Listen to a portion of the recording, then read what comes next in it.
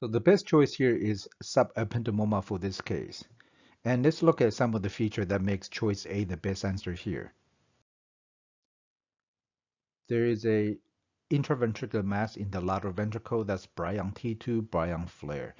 So when you're studying for board exam, the list of differential diagnosis for intraventricular neoplasm is not very long. And notice that almost all of them enhances. So the fact that you see a lesion that does not enhance is somewhat unique for this entity. So if you see a lesion in the lateral ventricle without any enhancement, the first lesion that will go to is subependymoma.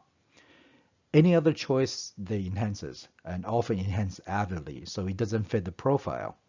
So this lack of enhancement is quite unique. They may ask you about subependymoma. It is low-grade, slow-growing WHO1, and the imaging feature is also quite low-grade in that it's Bryan T2, so hypocellular lesion. You don't see any enhancement around it. Oh, sorry, no, not a lot of edema around it. There's no obstruction, and there's no enhancement. And it tends to occur in the middle age and older patient, unlike, say, choreoplexus papilloma. What about choices that's not so great for this case?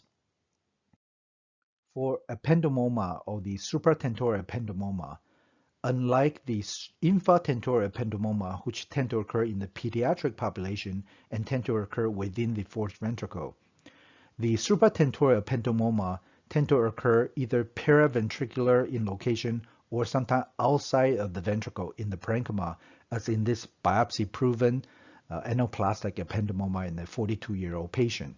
It is REM enhancing again, they tend to enhance, and this one is not inside the ventricle.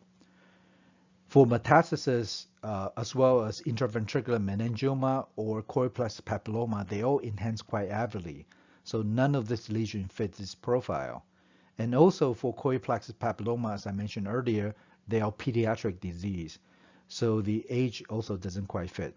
So all in all, the best choice here is subependymoma.